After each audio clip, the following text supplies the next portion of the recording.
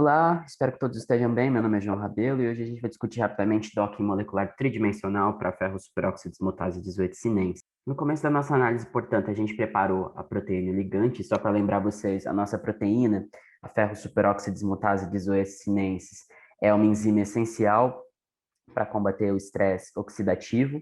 É provavelmente a primeira das superóxidos desmutases a surgir por causa da disponibilidade de ferro nas condições do planeta ancestral e, sobretudo, ela catalisa a desmutação de superóxido em outras espécies reativas de oxigênio. E tem como cofator o íon de ferro, né?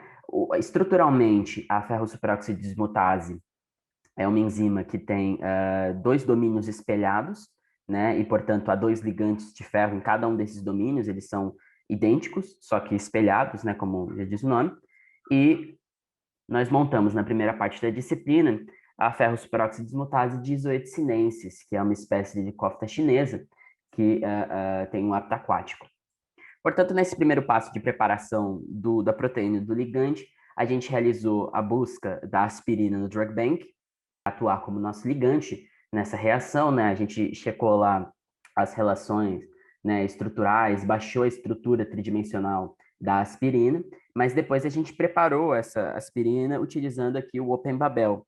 A função do Open Babel é protonar e deixar o nosso ligante preparado para realizar o docking propriamente dito. Além de preparar o ligante, a gente também fez preparações associadas à própria estrutura que a gente desenvolveu na primeira parte da disciplina, no APBS, para formular o seu estado de protonação e também o campo de força para cálculo de energia potencial necessários para desenvolver a análise de docking. Em seguida, a gente, portanto, começou a realizar o docking propriamente dito utilizando o Swiss Docking, e a ideia do Swiss Docking é que analisar, portanto, as interações do ligante e gerar esse complexo receptor-ligante, que a gente vê aqui nessa imagem meio tosca do próprio Swiss Docking, né? Então, a gente tem aqui os nossos dois domínios, né, da ferrosuperóxido desmutase, e aqui o nosso ligante aspirina. Ele formulou aqui 39 clusters, né, em diferentes posições, diferentes poses aí, e ele elencou aqui a pose 0, o cluster 0, como aquele que tem o maior full fitness, e, portanto, aquele também que vai ter a maior energia de docking para a gente poder fazer a nossa análise. Utilizando o PyMol, a gente percebeu que, estruturalmente, o nosso docking realizado utilizou só dos domínios e não os dois domínios espelhados para fazer a interação da proteína com o ligante.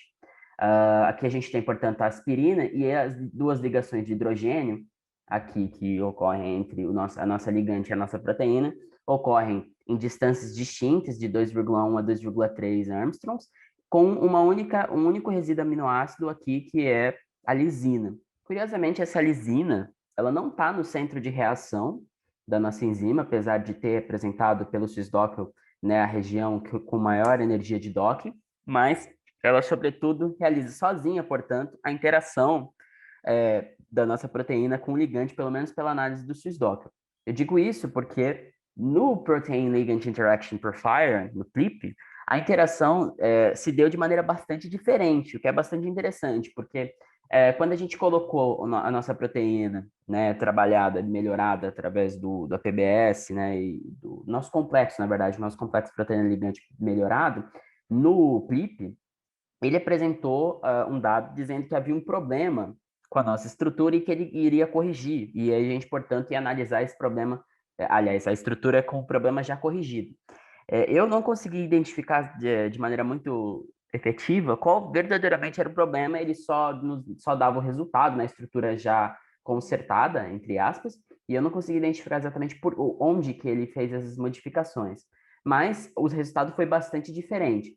Em comparação com o Cisdocal, que apresentou interação só com a lisina, as ligações de hidrogênio só da proteína com ligante só com a lisina, no PLIP, ele mostrou não só a estrutura espelhada, que então aqui a gente tem os dois domínios, né, como também ele apresentou a treonina, tá aqui em vermelhinho, né, e também a aspargina, também em vermelho aqui, dos dois lados, realizando ligações de hidrogênio com o nosso ligante, nas duas regiões espelhadas aqui, E, além disso, também apontou, e agora, de fato, só o Flip podia fazer isso, apontou também uma interação hidrofóbica da tironina, aqui em verdinho, nesses pontinhos, não sei se dá para ver, eu sou horrível em fazer essas imagens, aparentemente, mas apontou, portanto, também essas ligações hidrofóbicas, essas interações hidrofóbicas com ligante, que a outra análise do CISDOC eu não tinha apresentado.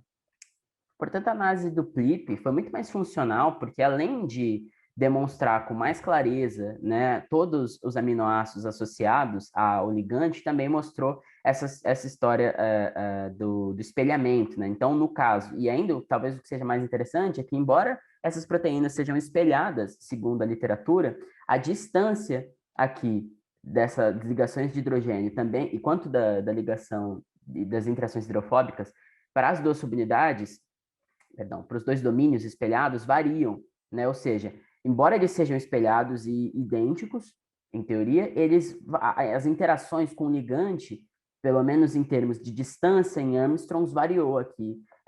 Por exemplo, de um domínio para outro, variou de 2,27 angstroms para 2,95 angstroms entre as subunidades.